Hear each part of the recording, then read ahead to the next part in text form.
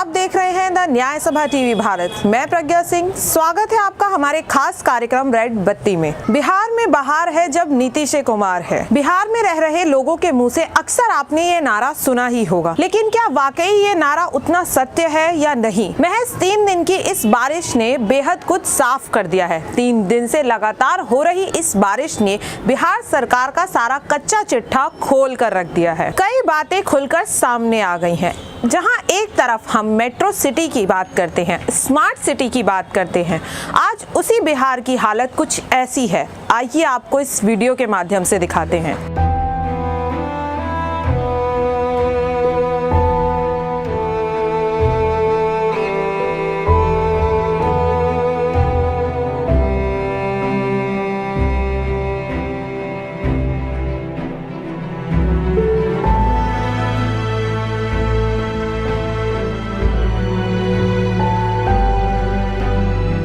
लगातार हो रही बारिश से बिहार के हालात बद से बदतर होते जा रहे हैं। आपको बता दें, पटना, भागलपुर समेत कई जिले पानी से पूरी तरह से डूब चुके हैं। बिहार में अस्पताल, बस अड्डे, स्कूल, कॉलेज, सरकारी दफ्तर और घर सबके सब पानी में डूब चुके हैं।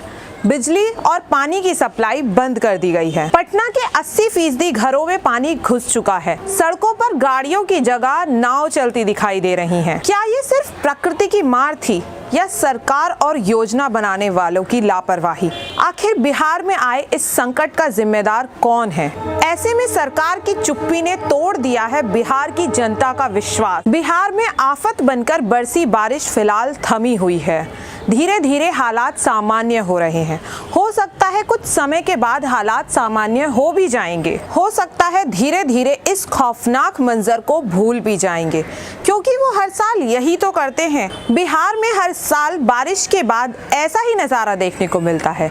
लोगों को हर साल यही सब तो भोगना पड़ता है। हर साल बारिश में इतनी सारी दिक्कतें झेलने के बाद वो सब कुछ भूल जाते हैं और सरकार से एक सवाल तक नहीं करते और चुनाव में वोट देने निकल पड़ते हैं। हमारा आपसे सवाल ये है, क्या इस बार भी ऐसा ही होगा?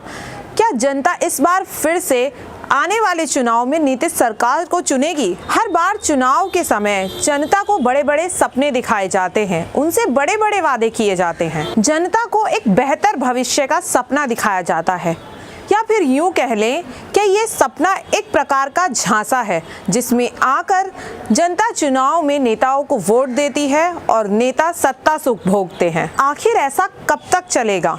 अब तक तो चलता आया है। क्या आने वाले चुनाव में भी यही हाल एक बार फिर से दोहराया जाएगा? आपको बता दें, बिहार में बाढ़, भारी बारिश, भूख और प्यास के रहते अब तक 40 लोगों की दर्दनाक मौत हो चुकी है। अभी भी 9 लोगों की हालत गंभीर बताई जा रही है, जिसके बाद बिहार के 14 जिलों में रेड अलर्ट जारी कर दिया गया है। बिहार में हो रही भारी बारिश के रहते जनता का तो हाल बेहाल ही है। इसके साथ ही नेता और मंत्री भी परेशान हैं। कई दिनों से बिहार प्रदेश के बड़े बड़े मंत्री अपने घरों में फंसे हुए हैं और उन्हें भी कई परेशानियों का सामना करना पड़ रहा है। आपको बता दें, मंत्री प्रेम कुमार, सांसद राजीव प्रताप समेत कई बड़े नेताओं के घरों में पानी घुस चुका है। बिहार के उप मुख्यमंत्री सुशील कुमार मोदी पिछले 3 दिनों से राजेंद्र नगर स्थित अपने पुश्तैनी घर में फंसे हुए थे, जिन्हें बचाव दल ने कड़ी मशक्कत करने के बाद एक सुरक्षित स्थान पर पहुंचाया। बिहार में लोग चीख रहे हैं, सरकार को कोस रहे हैं। आखिर कहां है सरकार? क्या इसी दिन के लिए बिहार की जनता ने नीतीश सरकार को वोट दिया था? क्या जनता ने बाढ़ में डूबने के लिए दिया था वोट? आखिर कब जागेगी बिहार सरकार? आखिर कैसी है ये स्मार्ट सिटी? आपको बता दें, साल 2017 में पटना को स्मार्ट सिटी बनाने की लिस्ट में शामिल किया गया है। इस लिस्ट में भारत देश के 100 शहरों को शामिल किया गया है, जिन्हें लगभग 98,000 करोड़ रुपए खर्च करके स्मार्ट सिटी बनाया जाएगा। आपको बता दें, किसी भी शहर को स्मार्ट सिटी बनाने के लिए उस शहर के 4 क्षेत्रों में काम करना अनिवार्य है, और वो 4 क्षेत्र हैं स्ट्रेंथ, वीकनेसेस, अपॉर्चुनिटी और थ्रेट।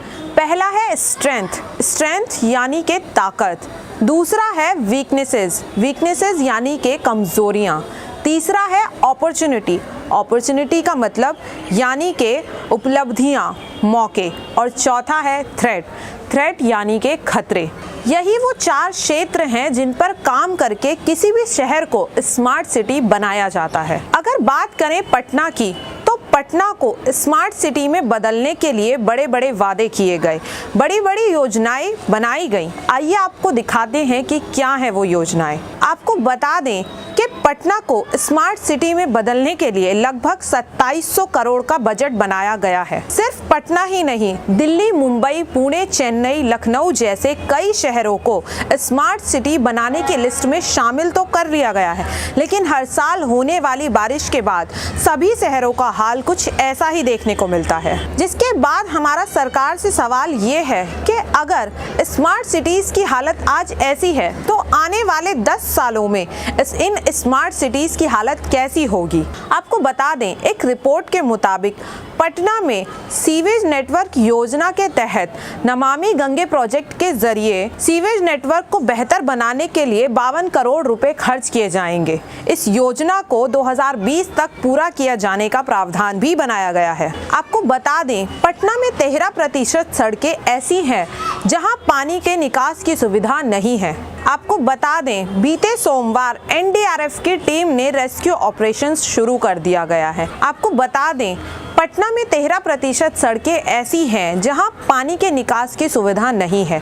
बीते सोमवार एनडीआरएफ और एसडीआरएफ की टीम ने रेस्क्यू ऑपरेशन शुरू कर दिया है। वहीं बिहार के कई जिलों में पंप की सहायता से भरा हुआ पानी निकालने की कोशिश भी की जा रही है। पटना के श्री कृष्ण मेमोरियल हॉल में खाद्य सामग्री तैयार की जा रही है, जिसे वायुसेना के हेलीकॉप्टर के जरिए पीड़ित घरों की छतों पर गिराया जा रहा है। आपको बता दें, कैबिनेट सचिव की बैठक में राहत और बचाव कार्य के लिए एनडीआरएफ 22 टीमों को तैनात कर दिया गया है, जिसमें से केवल 6 टीमें तो पटना के अलग अलग हिस्सों में रेस्क्यू कर रही हैं। आखिर सरकार और लोगों की नजर बिहार की राजधानी पटना पर ही क्यों है?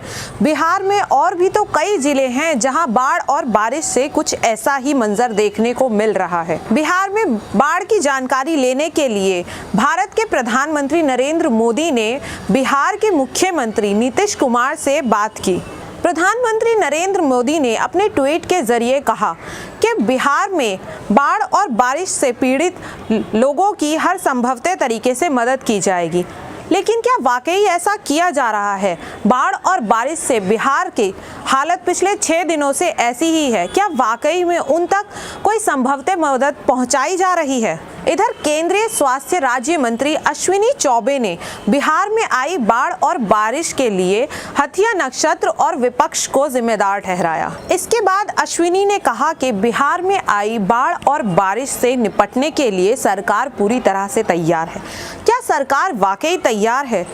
सरकार कितनी तैयार है, ये तो बिहार में आई आपदा का ये खौफनाक मंजर देखने के बाद सबको समझ आ ही गया है। आखिर क्या उम्मीद लगाई जा सकती है ऐसी सरकार के लिए जो बिहार में आई इस आपदा के लिए हथिया नक्षत्र और विपक्ष को जिम्मेदार ठहरा रही है? सरकार ने विपक्ष और हथिया नक्षत्र को जिम्मेदार ठहराकर कितनी आसानी से अपना पल्ला झाड़ लिया है। आइए आपको बताते हैं कि बिहार के एक ऐसे ही नेता ने बिहार में आई बाढ़ और बारिश को लेकर क्या कहा। पटना समेत राज्य के 15 जिलों में आई बाढ़ और बारिश के बाद बिहार के विधानसभा तेजस्वी यादव ने बिहार में आई बाढ़ के लिए मुख्यमंत्री नीतीश कुमार पर सीधा निशाना साध दिया है। तेजस्वी यादव ने अपने ट्वीट के जरिए कहा कि पिछले 15 सालों से बिहार की सत्ता संभाले नीतीश कुमार से सीधे सवाल किए जाने चाहिए कि आखिर सीवरों की सफाई क्यों नहीं की गई। बारिश तो हर साल आती है, लेकिन आखिर बारिश से लड़ने के लिए पहले ही क्यों तैयारियां नहीं की गई? कोई योजनाएं क्यों नहीं बनाई गई? और अगर योजनाएं बनाई गई हैं तो इस बारिश के बाद आखिर उन योजनाओं के सफल परिणाम देखने को क्यों नहीं मिल रहे हैं? हमारा आपसे सवाल ये है, क्या नीतीश कुमार की लापरवाही का जिम्मेदार वाकई बारिश, बाढ़, विपक्ष और हथिया नक्षत्र हैं? आखिर नैतिकता का ढोल बजाने वाले मुख्यमंत्री नीतीश कुमार कहां हैं? और बिहार में आई बाढ़ और आपदा में घिरे लोगों की सहायता के लिए वो कब सामने आएंगे? कब तब वो कोई ठोस कदम उठाएंगे। बाढ़ और बारिश के बाद न केवल बिहार बल्कि भारत देश के कई शहरों का हाल कुछ ऐसा ही देखने को मिलता है। हमारा भारत की जनता से ये सवाल है कि आखिर कब तक वो ये सब देखकर चुप रहेगी, कब तक वो आंखों पर पट्टी बांध कर रहेगी। क्या यही है प्रधानमंत्री नरेंद्र मोदी के नए भारत की नई तस्वीर? फिलहाल के लिए इतना ही। देश और दुनिया की छोटी बड़ी खबरों से जुड़े रहने के लिए आप देखते रहिए द न्याय सभा टीवी भारत।